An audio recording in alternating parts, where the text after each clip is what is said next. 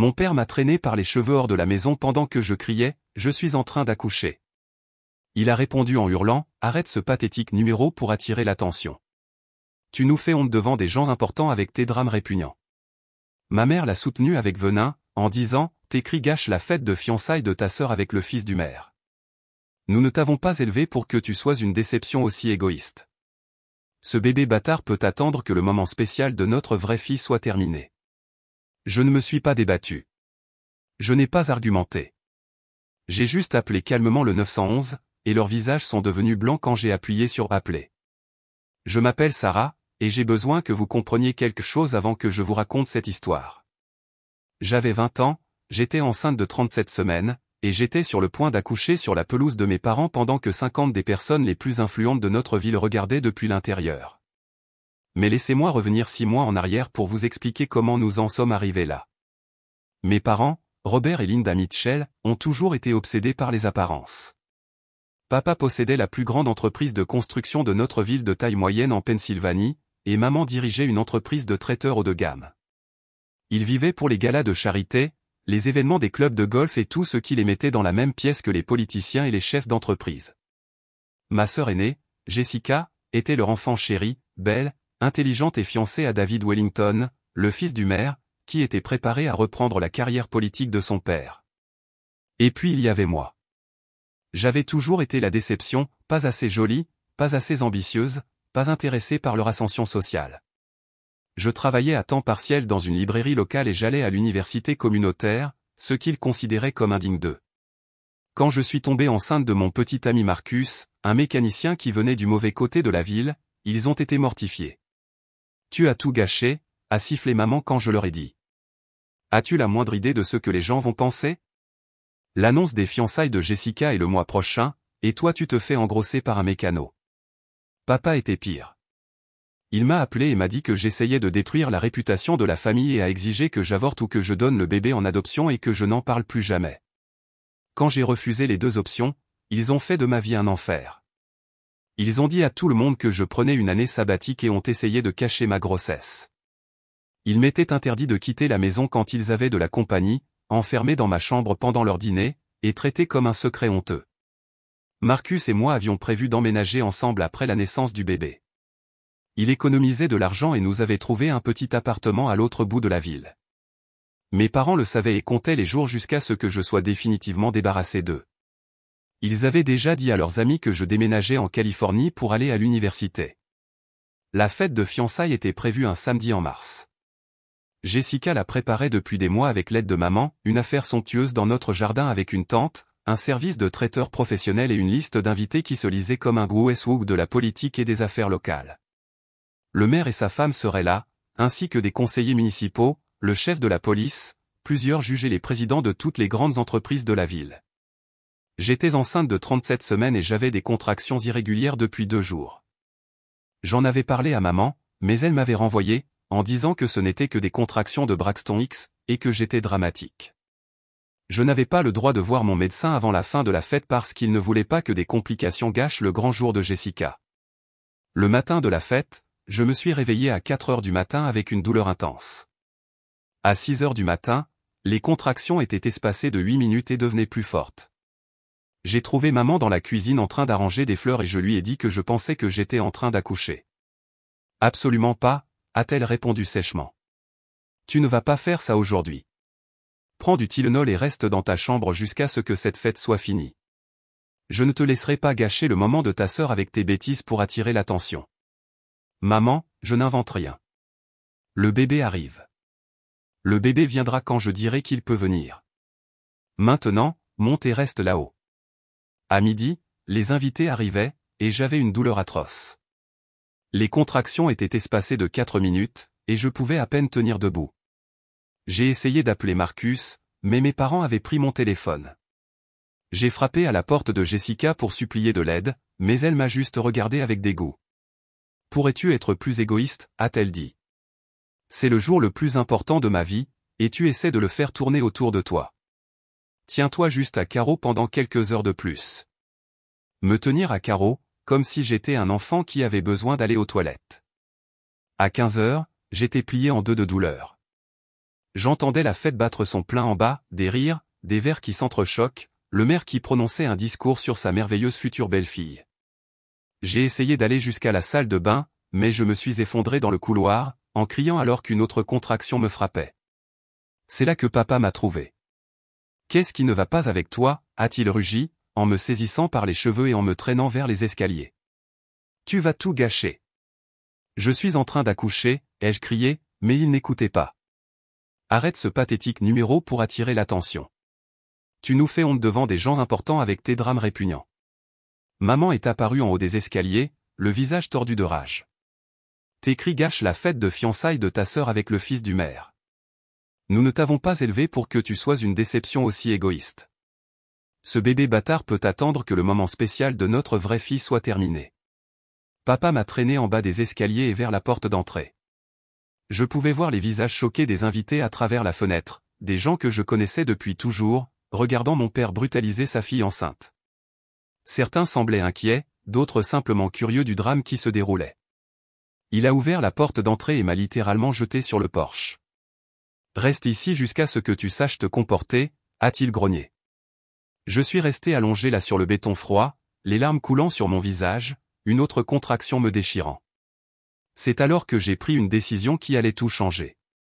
J'ai mis la main dans ma poche et j'ai sorti le téléphone portable d'urgence que Marcus m'avait donné il y a des semaines, un vieux téléphone avec un forfait prépayé que j'avais caché à mes parents. Avec des doigts tremblants, j'ai composé le 911. « 911, quelle est votre urgence ? » « Je suis en train d'accoucher », ai-je haleté. « Je suis en train d'accoucher sur le porche de mes parents, et ils ne veulent pas me laisser entrer dans la maison. »« Madame, quelle est votre adresse ? » Je leur ai donné l'information, puis j'ai ajouté, « Il y a une fête. Environ 50 personnes. Mes parents organisent une fête de fiançailles, et ils m'ont jeté dehors parce que je suis en train d'accoucher. Nous envoyons une ambulance et la police immédiatement. Restez en ligne. » À travers la fenêtre de devant, je pouvais voir mes parents parler frénétiquement à certains invités, essayant probablement d'expliquer la perturbation. Papa a jeté un coup d'œil dehors et m'a vu au téléphone. Son visage est devenu blanc. Il s'est précipité dehors. « Qui appelles-tu ? » J'ai levé le téléphone pour qu'il puisse entendre. « Standard du 911, êtes-vous toujours là ? » « Oui, madame. L'aide arrive dans 2 minutes. » Le visage de papa est passé du blanc au vert. Maman est apparue derrière lui avec Jessica et David, tous l'air paniqués. Plusieurs invités se sont pressés dans l'encadrement de la porte pour voir ce qui se passait. « Sarah, raccroche ce téléphone tout de suite », a sifflé maman. « Madame, la voix du standardiste était assez forte pour que tout le monde l'entende. Pouvez-vous confirmer que vos parents vous ont physiquement retiré de la maison alors que vous étiez en plein travail ? » « Oui », ai-je dit clairement. Mon père m'a traîné par les cheveux et m'a jeté sur le porche. Le maire lui-même s'était avancé au premier rang de la foule. Son visage était un masque d'horreur alors qu'il traitait ce qu'il entendait. La juge Patricia Williams, le chef de la police et la moitié du conseil municipal étaient là, à écouter chaque mot. « Et madame, est-ce pendant un rassemblement social ? » « Oui, c'est la fête de fiançailles de ma sœur. Il y a environ 50 personnes ici, y compris le maire et plusieurs fonctionnaires de la ville. C'est alors que nous avons entendu les sirènes.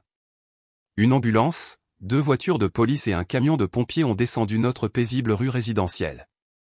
Tout le quartier est sorti pour regarder les ambulanciers se précipiter pour m'aider pendant que les policiers commençaient à poser des questions.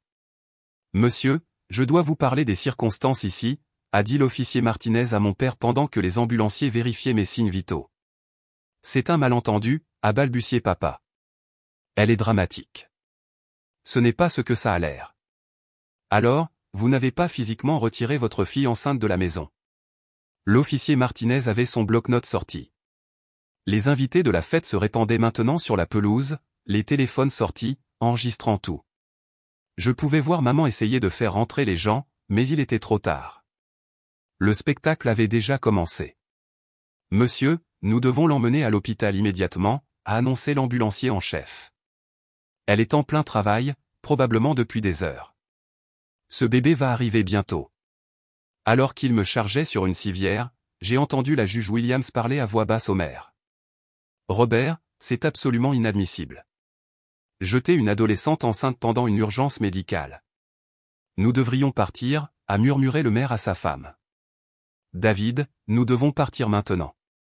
Et juste comme ça, les invités ont commencé leur exode. En 10 minutes, la fête que mes parents avaient passé des mois à organiser était terminée. La tente était vide, le coûteux service de traiteur était gaspillé, pendant que ma famille se tenait dans l'allée se faisant interroger par la police. J'ai donné naissance à ma fille, Emma, 4 heures plus tard. Marcus est arrivé à l'hôpital juste à temps, et elle était parfaite, 3,2 kg de pur miracle. Pendant que je tenais mon beau bébé, mes parents étaient à la maison en train de gérer les retombées. L'histoire s'est répandue comme une traînée de poudre. Le lundi matin, tout le monde en ville savait ce qui s'était passé. Le journal local a publié un article en première page, adolescente enceinte traînée hors de sa maison pendant une urgence médicale. Une photo de moi en train d'être chargé dans l'ambulance, avec mes parents debout à l'arrière-plan l'air coupable, accompagnait l'article. Mais le vrai dommage est venu des médias sociaux. Quelqu'un à la fête avait enregistré des parties de l'incident sur son téléphone, y compris des portions de l'appel au 911 qui pouvaient être entendues de la porte d'entrée ouverte. La vidéo est devenue virale localement, puis s'est propagée au-delà de notre ville. Dies Justice 4 Sarah a commencé à être une tendance régionale, et les numéros de téléphone des entreprises de mes parents sont devenus des informations publiques. Les critiques ont commencé à affluer. L'entreprise de construction de papa est passée de 4,5 étoiles à 1,2 étoiles du jour au lendemain. Feriez-vous confiance à quelqu'un qui jette sa fille enceinte dans la rue pour construire votre maison? Une critique disait, s'il traite sa propre famille comme ça, imaginez comment il traite ses employés et ses clients. L'entreprise de traiteur de maman a été détruite encore plus rapidement. Des gens absolument répugnants, disaient critique après critique. Ils ont littéralement jeté leur fille enceinte hors de la maison pendant le travail. Ne leur ferai jamais confiance pour ma nourriture ou mon événement. Le maire a publié une déclaration publique se distançant de ma famille. David a rompu ses fiançailles avec Jessica, disant qu'il ne pouvait pas être associé à des gens qui traiteraient un membre de la famille enceinte si cruellement. Jessica m'a blâmé d'avoir ruiné sa vie, mais l'opinion publique n'était pas de son côté. Les nouvelles locales ont repris l'histoire, puis les nouvelles régionales. En une semaine, nous recevions des appels de médias nationaux. Mes parents ont essayé de limiter les dégâts, affirmant qu'ils essayaient juste de m'amener à l'hôpital, et que tout était un malentendu, mais l'enregistrement du 911 a rendu leurs mensonges évidents. Les services de protection de l'enfance ont ouvert une enquête. La police a déposé des accusations de voies de fait et de mise en danger du bien-être d'un mineur. J'avais encore 19 ans et j'étais techniquement leur dépendante. Le procureur, qui était à la fête et a été témoin de tout, s'est récusé, mais son adjoint était désireux de faire un exemple de mes parents. Les conséquences commerciales ont été rapides et dévastatrices. Papa a perdu 3 contrats importants en 2 semaines, y compris un projet municipal d'1 million de dollars. Apparemment, les politiciens ne veulent pas travailler avec quelqu'un qui a été accusé d'avoir agressé sa fille enceinte. Maman a perdu son plus gros client, le club de golf, et plusieurs réservations de mariage ont été annulées. Mais je n'en avais pas fini. Marcus et moi avons décidé de porter plainte au civil pour négligence médicale et détresse émotionnelle. Mon avocat, qui a pris l'affaire pro bono après avoir vu la couverture médiatique, a fait valoir que les actions de mes parents auraient pu entraîner ma mort ou la mort d'Emma. Nous avions des dossiers médicaux montrant que j'étais en travail depuis des heures, des témoignages d'experts sur les dangers du retardement des soins médicaux pendant l'accouchement et des preuves vidéo de leurs actions. Le procès a fait encore plus de manchettes. Au cours des dépositions, le vrai caractère de mes parents est ressorti. Maman a témoigné qu'elle pensait que je faisais semblant pour attirer l'attention bien qu'elle ait elle-même donné naissance à 2 enfants. Papa a affirmé qu'il essayait de me motiver à mieux gérer mes responsabilités en me jetant hors de la maison. Leur avocat a tenté de faire valoir qu'ils essayaient simplement de maintenir l'ordre pendant un événement social important, mais cette défense s'est effondrée lorsque mes dossiers médicaux ont été présentés. J'avais des contractions depuis des heures, ma poche des os s'était rompue, et j'étais en plein travail. Toute personne raisonnable aurait appelé une ambulance immédiatement. Le procès civil a duré 2 semaines. Chaque jour, la salle d'audience était remplie de journalistes et de citadins. Mes parents étaient assis à la table des accusés, l'air de plus en plus désespérés alors que témoin après témoin témoignaient de ce qu'ils avaient vu à la fête. La juge Williams, qui était à la fête de fiançailles, s'est récusée, mais le juge de remplacement n'était pas favorable à la cause de mes parents. Il avait vu les vidéos virales, lu la couverture médiatique et entendu l'enregistrement du 911. Lorsque l'avocat de mes parents a suggéré que j'avais en quelque sorte orchestré toute l'affaire pour attirer l'attention, le juge a en fait eu l'air offensé. « Avocat » a-t-il dit, « suggérez-vous qu'une jeune fille de 19 ans a simulé un travail actif, avec des preuves médicales et des témoignages de témoins, juste pour embarrasser ses parents à une fête? Ce n'est pas seulement improbable, c'est insultant pour l'intelligence de cette cour. » Le jury a délibéré pendant moins de 3 heures. Ils ont trouvé mes parents responsables de voies de fait, de négligence, de détresse émotionnelle et de mise en danger. La récompense financière était substantielle, 350 000 $ de dommages et intérêts, plus la couverture de tous les frais médicaux et juridiques. Mais l'argent n'était que le début de leur problème. L'entreprise de papa ne s'est jamais remise. Il avait perdu trop de contrats, et sa réputation était définitivement ruinée. En 6 mois, il a été forcé de se déclarer en faillite et de vendre l'entreprise à un concurrent pour une fraction de sa valeur. L'entreprise de traiteur de maman a complètement fait faillite. Personne ne voulait embaucher la femme qui avait traité le bébé de sa fille enceinte de bâtard devant la moitié de l'élite de la ville. Ils ont dû vendre la maison pour payer le jugement juridique et leurs propres honoraires d'avocat. La belle maison où ils avaient organisé tant de fêtes a été achetée par le patron de Marcus, qui a payé en espèces et l'a obtenu 30% en dessous de la valeur marchande en raison de la stigmatisation attachée à la propriété. Jessica ne leur a jamais pardonné d'avoir ruiné ses fiançailles. Elle a déménagé dans un autre état et a changé de nom de famille, coupant tout contact. Elle les a blâmés d'avoir détruit sa chance de vivre la vie qu'elle avait planifiée avec David, et elle n'avait pas tort. Mes parents ont fini par louer un petit appartement à l'autre bout de la ville, travaillant tous les deux dans des emplois de vente au détail pour joindre les deux bouts. Papa, qui avait employé autrefois 30 personnes et conduit une BMW, remplissait les rayons dans un grand magasin. Maman, qui avait organisé des événements pour des sénateurs et des juges, travaillait pendant le service du déjeuner dans une chaîne de restaurants. Les conséquences sociales ont été tout aussi dévastatrices. Ils ont été effectivement mis sur liste noire par tous les cercles sociaux importants de la ville. D'anciens amis traversaient la rue pour les éviter. On leur a demandé de quitter le club de golf. Apparemment, agresser sa fille enceinte viole le code de conduite des membres. Les accusations criminelles ont entraîné des plaidoyers de culpabilité et une probation, plus des cours obligatoires de gestion de la colère et des travaux d'intérêt général. Le juge a tenu à noter que jeter une femme enceinte hors d'une maison pendant une urgence médicale était une conduite indigne de tout être humain décent, et encore moins d'un parent. Le procès civil a eu lieu 8 mois après que l'affaire pénale ait été résolue. Mais les retombées se sont étendues bien au-delà de ma famille immédiate. La nature virale de l'histoire avait créé des effets d'entraînement dans toute notre communauté que mes parents n'avaient jamais vu venir. David Wellington, l'ex-fiancé de Jessica, avait initialement essayé de se distancier discrètement du scandale. Mais quand les journalistes ont commencé à lui poser des questions sur sa relation avec la famille, il a commis l'erreur d'essayer de les défendre publiquement. Il a donné une interview aux nouvelles locales disant que mes parents étaient de bonnes personnes qui avaient fait une erreur sous la pression et que toute la situation avait été exagérée. L'interview s'est retournée contre lui de façon spectaculaire.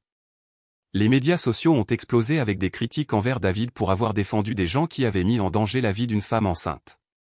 #David défend abuse a commencé à être une tendance locale, et les gens ont commencé à remettre en question son jugement et son caractère. Le bureau du maire a été inondé d'appels exigeant que David soit retiré de son poste bénévole au sein du comité de planification de la ville. Sa carrière juridique, qui avait été soigneusement planifiée depuis l'enfance, a considérablement souffert. Le cabinet d'avocats où il travaillait lui a demandé de prendre un congé lorsque plusieurs clients ont exprimé des inquiétudes au sujet de son jugement. La réputation de David dans la communauté juridique locale a été endommagée, et en 6 mois, il avait quitté la ville, déménageant dans un autre état où il espérait reconstruire sa réputation. Jessica, qui m'avait initialement blâmé d'avoir ruiné ses fiançailles, a commencé à réaliser que la chute de son ex-fiancé était entièrement de son propre chef. Elle m'a appelé en pleurant un soir, s'excusant de ne pas m'avoir soutenu et admettant qu'elle avait été tellement concentrée sur son mariage parfait qu'elle avait perdu de vue la décence humaine de base. Je n'arrête pas de penser à ce jour-là, a-t-elle sangloté au téléphone. Je t'ai en fait dit de te retenir. J'ai dit à ma sœur en travail de se retenir parce que j'étais inquiète pour ma fête. Quel genre de personne cela fait-il de moi? C'était la première vraie conversation que nous avions eue depuis des années. Et bien que j'ai apprécié ses excuses, les dommages à notre relation étaient profonds. Elle avait choisi son statut social au détriment du bien-être de sa sœur, et ce n'était pas quelque chose qui pouvait être facilement pardonné ou oublié. L'histoire avait également atteint la famille de Marcus, qui vivait à environ 1 heure de route. Ses parents, Maria et Tom Rodriguez, sont venus à l'hôpital la nuit de la naissance d'Emma et ont été horrifiés lorsqu'ils ont entendu ce qui s'était passé. Maria, elle-même infirmière, était particulièrement indignée. En toutes mes années dans les soins de santé, m'a-t-elle dit en tenant Emma nouveau-née, je n'ai jamais entendu une famille traiter une femme en travail de cette façon. Sarah, tu aurais pu mourir. Le bébé aurait pu mourir, et ils étaient inquiets pour une fête. La famille de Marcus m'a essentiellement adopté à partir de ce moment-là. Ils avaient été accueillants auparavant, mais après avoir vu comment mes propres parents m'avaient traité, ils se sont mis en quatre pour s'assurer que je me sentais aimé et soutenu. Ils nous ont aidés avec le bébé, ont célébré chaque étape importante et ont clairement fait savoir qu'ils me considéraient comme leur fille dans tous les sens du terme. Le contraste entre les deux familles est devenu encore plus frappant pendant les procédures judiciaires. Alors que mes parents ont embauché des avocats coûteux pour essayer de minimiser leur culpabilité, la famille de Marcus a assisté à chaque date d'audience pour nous soutenir. Ils ont aidé à la garde des enfants lorsque j'ai dû donner des dépositions, ont apporté des repas lorsque j'étais trop stressé pour cuisiner et ont fourni le soutien émotionnel qui aurait dû venir de ma propre famille. Pendant ce temps, l'attention des médias sociaux avait attiré l'attention de plusieurs groupes de défense des droits.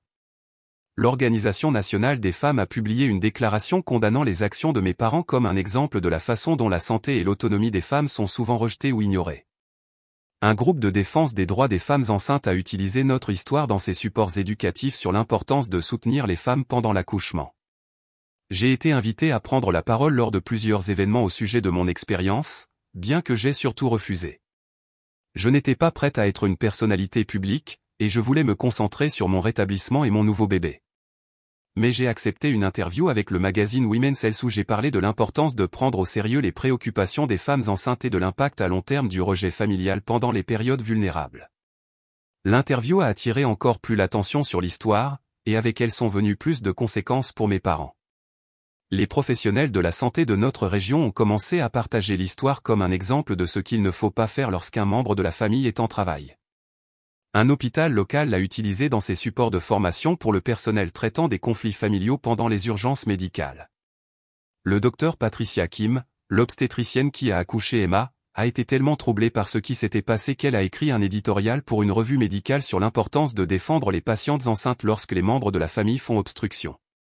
Elle ne nous a pas nommés spécifiquement, mais elle a décrit le cas en détail et l'a utilisé pour plaider en faveur de protocoles plus stricts pour protéger les femmes en travail de l'interférence familiale. Les prestataires de soins de santé doivent être prêts à intervenir lorsque la dynamique familiale menace la sécurité d'une patiente, a-t-elle écrit. Dans ce cas, une jeune femme a été physiquement retirée de sa maison alors qu'elle était en plein travail et n'a survécu sans complication que parce qu'elle a eu la présence d'esprit d'appeler elle-même les services d'urgence. L'éditorial a été repris par d'autres publications médicales et a finalement atteint un public national. Mes parents, qui avaient espéré que l'histoire finirait par s'estomper, se sont retrouvés à être discutés dans des conférences médicales et des articles universitaires sur la défense des droits des patients et la dynamique familiale pendant l'accouchement. L'impact financier sur leurs entreprises a continué de s'aggraver également. L'entreprise de construction de papa avait des difficultés même avant la faillite, mais la perte de sa licence commerciale a été le dernier clou dans le cercueil. Le Conseil d'attribution des licences de l'État a examiné son cas après la condamnation pénale et a déterminé qu'une personne reconnue coupable de voies de fait et de mise en danger du bien-être posait un risque potentiel pour la sécurité publique et les travaux de construction. Il a dû vendre tout son équipement aux enchères, et la plupart d'entre eux sont partis pour beaucoup moins que ce qu'il valait parce que tout le monde savait qu'il était désespéré. L'entreprise de traiteur de maman avait complètement fait faillite dans les 3 mois suivant l'incident. Mais les dommages à sa réputation se sont étendus au-delà des simples clients perdus. D'autres entreprises de restauration de la région ont refusé de l'embaucher comme employé, et plusieurs fournisseurs avec lesquels elle travaillait depuis des années ont complètement rompu les liens avec elle. La communauté locale des services alimentaires était soudée, et les rumeurs se répandaient rapidement sur les personnes à qui l'on ne pouvait pas faire confiance. Elle a finalement trouvé du travail dans une chaîne de restaurants, mais même cela n'a pas été sans complications. Certains clients l'ont reconnu grâce à la couverture médiatique et demandaient des serveurs différents. Le gérant a dû la muter au service de la cuisine pour éviter les confrontations, ce qui était moins bien payé et beaucoup plus exigeant physiquement que de servir les tables. L'ostracisme social a peut-être été la partie la plus difficile à gérer pour eux. C'étaient des gens qui avaient construit toute leur identité autour de leur position dans la communauté, et soudain, ils étaient des parias. d'anciens amis ne répondaient pas à leurs appels. Ils n'étaient pas invités à des événements auxquels ils avaient assisté pendant des années. Même leur église leur a demandé de trouver une autre congrégation après que plusieurs membres se soient plaints de leur présence. J'ai appris beaucoup de choses à ce sujet grâce à d'autres personnes de la ville. Non pas parce que je cherchais des informations sur mes parents, mais parce que l'histoire était devenue tellement une partie du folklore local que les gens supposaient que je savais tout ce qui leur arrivait. Le pharmacien mentionnait avoir vu papa l'air terrible en allant chercher des médicaments. Le commis de l'épicerie commentait que maman avait vieilli depuis l'incident. C'était comme vivre dans une petite ville où tout le monde connaissait le scandale familial, sauf que les membres de la famille eux-mêmes ne se parlaient pas. Environ 1 an après la naissance d'Emma, j'ai reçu une visite inattendue. Madame Henderson, une femme âgée qui avait été à la fête de fiançailles, est venue à ma porte avec une cocotte et des excuses. Je pense à cette nuit depuis des mois, a-t-elle dit, les larmes aux yeux. J'ai vu ce qui se passait, et j'aurais dû faire quelque chose. J'aurais dû tenir tête à tes parents, j'aurais dû exiger qu'ils t'emmènent à l'hôpital. Au lieu de cela, je suis resté là à regarder comme si c'était un divertissement. Elle n'était pas la seule. Au cours de cette première année, plusieurs personnes qui avaient été à la fête m'ont contacté pour s'excuser de leur inaction. Certains ont apporté des cadeaux pour Emma. D'autres voulaient juste exprimer leur regret de ne pas être intervenus. Il semblait que toute la ville était en train de traiter le traumatisme de ce qu'ils avaient vu, et beaucoup de gens luttaient avec leur propre complicité dans ce qui s'était passé. Le maire lui-même m'a écrit une lettre d'excuse officielle, exprimant ses regrets qu'un tel incident se soit produit lors d'un événement auquel il assistait et reconnaissant qu'il aurait dû faire davantage pour m'assurer de recevoir des soins médicaux immédiats. Il a également annoncé que la ville mettrait en œuvre de nouveaux protocoles pour les services d'urgence afin de s'assurer que les différents familiaux impliquant des urgences médicales soient traités de manière plus agressive à l'avenir. Toute cette attention et ce soutien ont facilité mon rétablissement, mais cela a également créé une situation étrange où mon traumatisme était devenu une remise en question communautaire. Les gens utilisaient mon expérience pour examiner leur propre comportement et leurs valeurs, ce qui était probablement sain pour la communauté, mais qui me semblait parfois accablant personnellement. Marcus et moi avons décidé d'utiliser une partie de l'argent du règlement pour déménager dans un appartement plus grand dans une autre partie de la ville, en partie pour l'intimité et en partie parce que nous voulions qu'Emma grandisse dans un endroit qui ne soit pas constamment associé à ce jour traumatisant. Nous avons également commencé une thérapie de couple pour nous aider à traiter tout ce qui s'était passé et à nous préparer à notre avenir ensemble. La thérapeute, le docteur Rachel Santos, a été particulièrement utile pour expliquer comment un traumatisme peut affecter la dynamique familiale et pour m'aider à comprendre que le comportement de mes parents, bien qu'inexcusable, faisait partie d'un schéma plus large consistant à donner la priorité aux apparences sur les relations authentiques. Elle m'a aidé à comprendre que le rejet de moi et d'Emma n'était pas vraiment à propos de nous du tout, mais de leur incapacité à gérer tout ce qui menaçait leur image soigneusement construite. Vos parents ont construit toute leur identité autour de la validation externe, a-t-elle expliqué lors d'une séance. Lorsque vous êtes tombée enceinte, cela les a obligés à faire face au fait qu'ils ne pouvaient pas tout contrôler dans le récit de leur famille. Au lieu de s'adapter et de grandir, ils ont choisi de rejeter les parties de la réalité qui ne correspondaient pas à leur histoire. Cette compréhension m'a aidé à traiter ma colère et à commencer à guérir, mais cela ne m'a pas rendu plus intéressé à me réconcilier avec eux. Comprendre pourquoi quelqu'un vous blesse ne signifie pas que vous devez le laisser continuer à vous blesser. Pendant ce temps, Marcus et moi avons utilisé l'argent du règlement pour acheter une maison et commencer notre vie ensemble. Emma a grandi en sachant qu'elle était aimée et désirée, entourée de personnes qui célébraient son existence au lieu de la traiter comme une source d'embarras. La deuxième année après la naissance d'Emma a apporté encore plus de développements inattendus. Une cinéaste documentaire nommée Jennifer Walsh m'a contacté pour présenter notre histoire dans un film qu'elle réalisait sur les soins de santé maternelle et la dysfonction familiale. Au début, je n'étais pas intéressé, mais après plusieurs conversations, j'ai accepté de participer parce que je sentais que notre histoire pouvait aider d'autres femmes qui étaient confrontées au rejet familial pendant la grossesse. Le documentaire, intitulé A Labour of Love, When Family Fell, a été présenté en avant-première dans un festival du film et a remporté plusieurs prix. Il comportait des entrevues avec moi, Marcus, le pédiatre d'Emma, les ambulanciers qui ont répondu ce jour-là et plusieurs témoins de la fête. Mes parents ont refusé de participer, mais leur absence en disait long. Le film a attiré l'attention nationale sur notre histoire et a suscité des conversations sur la santé reproductive, la dynamique familiale et l'importance de soutenir les femmes enceintes. J'ai reçu des centaines de lettres de femmes qui avaient vécu un rejet similaire de la part de leur famille, et beaucoup m'ont remercié d'avoir partagé mon histoire publiquement. Une lettre m'a particulièrement ému. Elle provenait d'une jeune fille de 17 ans au Texas dont les parents l'avaient mise à la porte lorsqu'ils ont découvert qu'elle était enceinte. Elle a écrit qu'en voyant notre histoire, cela lui avait donné le courage d'appeler les services sociaux et de demander de l'aide et qu'elle vivait maintenant avec une famille d'accueil qui la soutenait tout au long de sa grossesse. Votre histoire m'a montré que parfois la famille que vous choisissez est plus importante que la famille dans laquelle vous êtes né, a-t-elle écrit. Merci de prouver que vous pouvez survivre à cela et construire une belle vie. Le documentaire a également eu un impact inattendu sur mes parents. Plusieurs personnes m'ont dit que papa avait été vu en train de pleurer dans la salle de cinéma lorsqu'il a été projeté dans notre cinéma local. Apparemment, entendre les ambulanciers décrire à quel point la situation avait été dangereuse et voir les experts médicaux expliquer avec quelle facilité Emma et moi aurions pu mourir avait finalement fait comprendre la réalité de ces actes. Mais il était trop tard pour que le regret change quoi que ce soit. À cette époque, j'ai également appris que mes parents consultaient un conseiller conjugal, essayant de sauver leur relation du stress et des reproches qui les avaient consumés depuis ce jour-là. Selon Jessica, qui avait commencé à m'appeler occasionnellement pour prendre des nouvelles d'Emma, les séances de counseling étaient des affaires explosives où chaque parent reprochait à l'autre le désastre qui s'était abattu sur leur famille.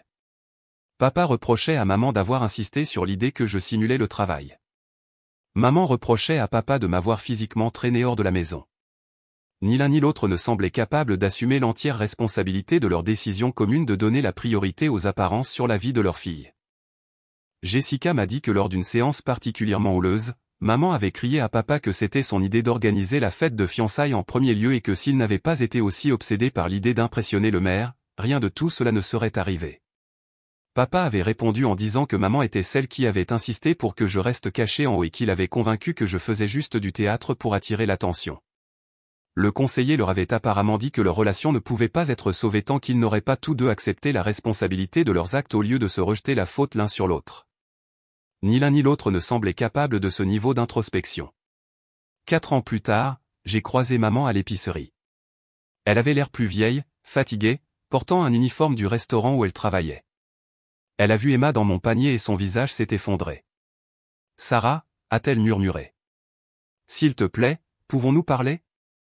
Puis-je rencontrer ma petite fille ? » J'ai regardé cette femme qui avait traité mon enfant de bâtard, qui était restée les bras croisés pendant que son mari me traînait hors de la maison pendant le travail, qui avait donné la priorité à une fête sur la vie de sa fille.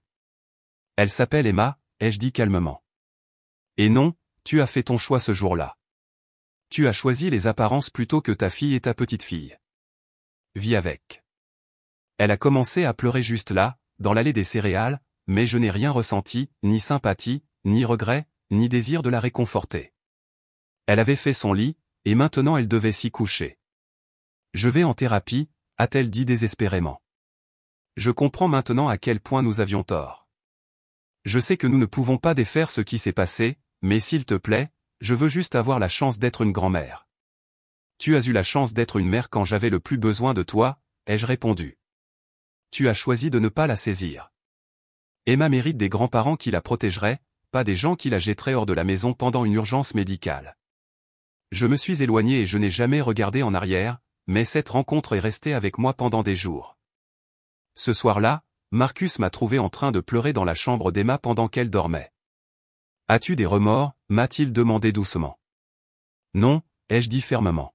« Je pleure juste les parents que je pensais avoir. » C'est une chose de savoir intellectuellement qu'ils ont donné la priorité aux apparences sur tout le reste. C'en est une autre de voir maman debout là, comprenant enfin ce qu'elle a perdu et sachant qu'il est trop tard pour réparer ça. Il m'a serré dans ses bras pendant que je pleurais pour la famille qui aurait pu être, pour les grands-parents qu'Emma ne connaîtra jamais, pour la jeune fille de 19 ans qui avait eu besoin de ses parents et qui avait été rejetée à la place. La semaine suivante, j'ai appris par le biais de la rumeur communautaire que mes parents divorçaient. Apparemment, la rencontre à l'épicerie avait déclenché une autre dispute massive, papa reprochant à maman d'avoir empiré les choses en m'approchant. Maman en avait finalement assez d'être blâmée pour tout et a demandé le divorce. Ils ont vendu leur appartement et ont déménagé dans des villes séparées à environ 1 heure de distance. Papa est allé vivre près de son frère dans l'Ohio, tandis que maman est restée dans la région, mais a déménagé dans une communauté plus petite où elle espérait que les gens ne la reconnaîtraient pas. Tous deux occupaient toujours des emplois au salaire minimum, toujours confrontés aux conséquences financières et sociales de leur choix.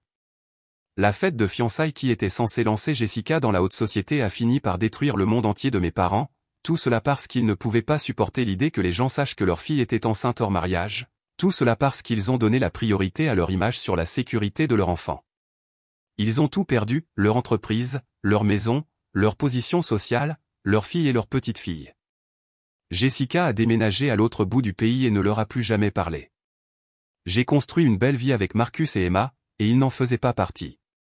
Parfois, je me demande s'ils pensent que ça valait la peine. Si cette fête, ces quelques heures à essayer d'impressionner des gens qui les ont oubliés dès que le scandale a éclaté, valait la peine de perdre toute leur famille. Mais ensuite, je me souviens de la sensation d'être traîné par les cheveux pendant le travail, de l'humiliation d'accoucher sur leur Porsche, du son de ma mère traitant mon enfant à naître de bâtard, et je sais qu'ils ont eu exactement ce qu'ils méritaient. Emma a maintenant 10 ans, intelligente, drôle et aimée au-delà de toute mesure. Elle sait que ses grands-parents maternels existent, mais elle comprend qu'ils ont fait des choix qui lui ont fait du mal à maman et à elle, alors ils ne font pas partie de notre famille. Elle a les parents de Marcus qui l'adorent et une vie remplie de gens qui ne rêveraient jamais de la traiter comme mes parents m'ont traité. Quant à mes parents, la dernière fois que j'en ai entendu parler, ils travaillaient toujours dans leurs emplois de vente au détail, vivaient toujours dans ce petit appartement et continuaient de rembourser les dettes de leurs entreprises détruites. La santé de papa n'est pas bonne, le stress et la honte ont tendance à faire vieillir les gens rapidement. Maman a essayé de me contacter à nouveau pour le 7e anniversaire d'Emma, mais je n'ai pas répondu. Ils ont fait leur lit ce jour de mars quand ils ont choisi leur réputation plutôt que leur fille. Ils ont donné la priorité à une fête plutôt qu'à une urgence médicale, aux apparences plutôt qu'à la famille, à l'ascension sociale plutôt qu'à la décence humaine de base. La fête de fiançailles qu'ils pensaient si importante a duré environ 4 heures avant d'imploser de façon spectaculaire. Les conséquences de leur choix dureront le reste de leur vie, et honnêtement, je dors très bien avec ça. 7 ans après la naissance d'Emma, Marcus et moi nous sommes mariés lors d'une petite cérémonie entourée de personnes qui nous aimaient et nous soutenaient sincèrement. Emma était notre demoiselle d'honneur, portant une belle robe blanche que Maria Rodriguez avait cousue pour elle. Le mariage était tout ce que les événements sociaux de mes parents n'avaient jamais été, authentique, joyeux et axé sur l'amour plutôt que sur les apparences. Nous avons invité les ambulanciers qui avaient aidé à accoucher Emma, le docteur Kim, qui avait pris si bien soin de nous, et plusieurs des voisins qui nous avaient soutenus pendant les premiers mois difficiles. C'était une célébration de la famille que nous avions choisie et construite ensemble plutôt que celle dans laquelle j'étais né. Jessica a assisté au mariage, ayant lentement reconstruit notre relation au cours des dernières années. Elle était revenue dans notre région après avoir terminé sa maîtrise et commencé une carrière dans le travail social, un choix qu'elle a dit avoir été directement influencé par le fait d'avoir été témoin de ce qui m'était arrivé et de vouloir aider d'autres familles en crise. Je pense à ce jour-là tout le temps, m'a-t-elle dit pendant la réception, pas seulement à ce que maman et papa t'ont fait, mais à ce que j'ai fait. J'étais tellement prise par ma fête parfaite que je n'arrivais pas à voir que ma sœur avait une urgence médicale. Cela a tout changé dans ma façon de voir le monde. Elle ne s'était jamais mariée avec David Wellington ou qui que ce soit d'autre, se concentrant plutôt sur sa carrière et sa croissance personnelle. Elle suivait une thérapie, travaillant sur ses propres problèmes liés à la dysfonction de notre famille et à son rôle dans le maintien du comportement de nos parents. Bien que notre relation ne soit plus jamais la même qu'avant ce jour-là, nous avions trouvé un moyen d'avancer en tant qu'adultes qui comprenaient la douleur de l'autre. Pendant la réception du mariage, j'ai remarqué plusieurs personnes prendre des photos et les publier sur les médias sociaux avec des légendes sur l'amour, la famille et les nouveaux départs. Le contraste avec cette fête de fiançailles désastreuse 5 ans plus tôt n'a échappé à personne qui se souvenait de l'histoire. Le journal local a même publié un petit article sur notre mariage, soulignant comment nous avions construit une belle vie ensemble malgré le traumatisme que nous avions subi. Le titre disait « L'amour conquiert tout ». Un couple local célèbre après avoir surmonté une tragédie familiale. C'était un genre de publicité complètement différent de ce qui nous avait entourés auparavant, positif, plein d'espoir et axé sur notre résilience plutôt que sur notre victimisation. Pendant ce temps, mes parents restaient séparés et éloignés de leurs 2 filles. La santé de papa avait continué à décliner et, selon Jessica, qui entendait occasionnellement des nouvelles par le biais de connaissances communes, il luttait contre la dépression et avait développé un problème d'alcool.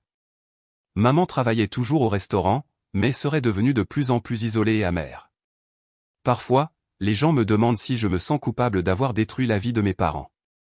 La réponse est simple, je n'ai rien détruit. J'ai juste appelé le 911 pendant une urgence médicale. Tout ce qui s'est passé après cela était la conséquence naturelle de leurs propres actions.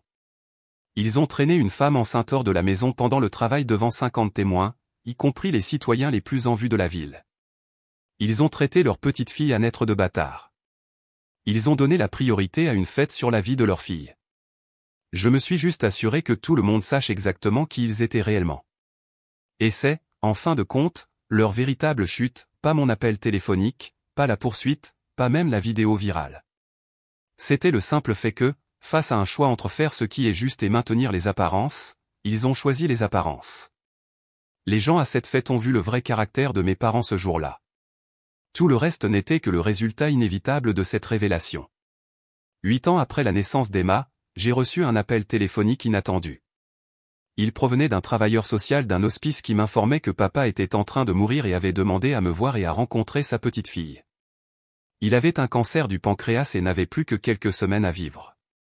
Marcus et moi en avons longuement discuté, et j'ai finalement décidé de lui rendre visite, non pas pour lui, mais parce que je voulais le regarder dans les yeux une dernière fois et m'assurer qu'il comprenait exactement ce qu'il avait perdu.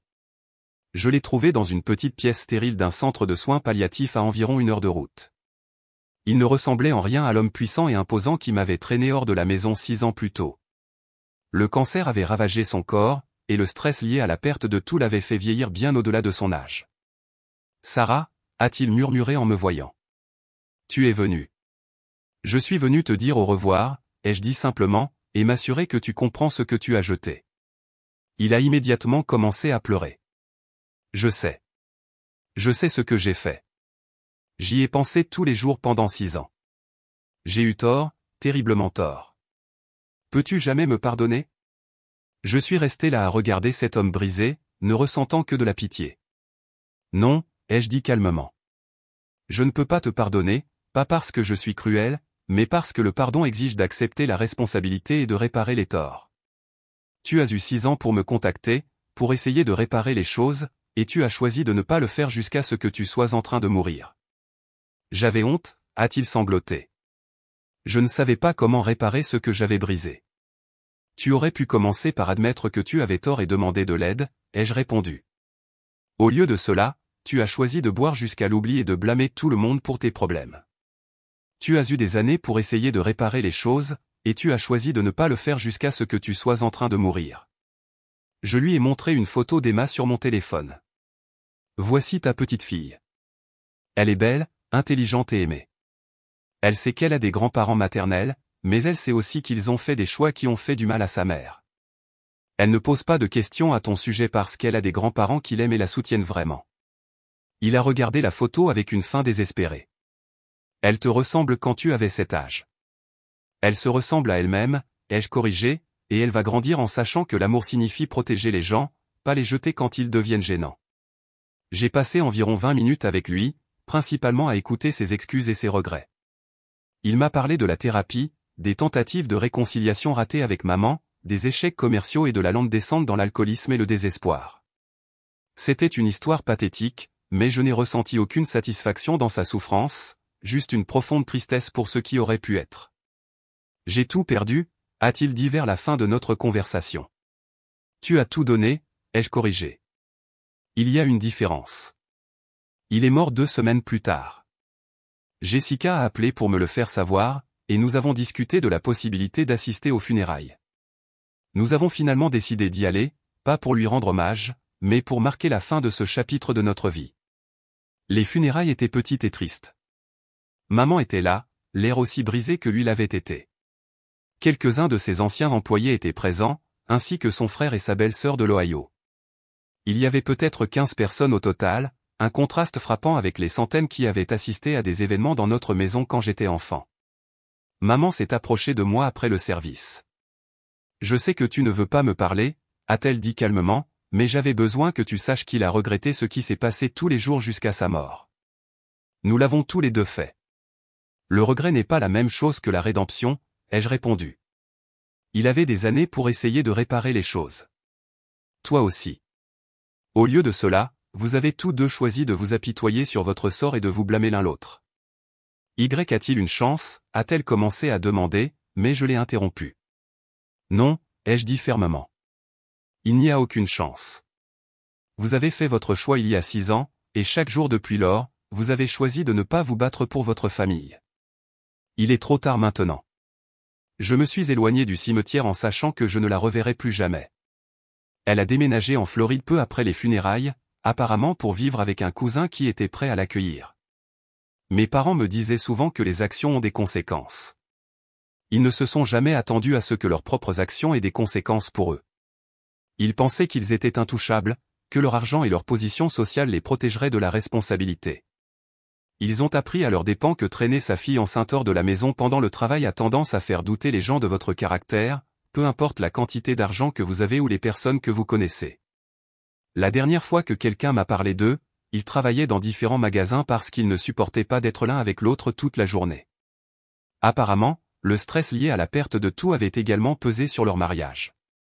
Ils se reprochent mutuellement le désastre qui s'est produit ce jour-là, n'étant jamais vraiment capables d'admettre qu'ils ont tous les deux fait le choix de donner la priorité aux apparences sur la vie de leur fille. J'ai construit une belle vie malgré eux, pas grâce à eux. Emma se porte à merveille.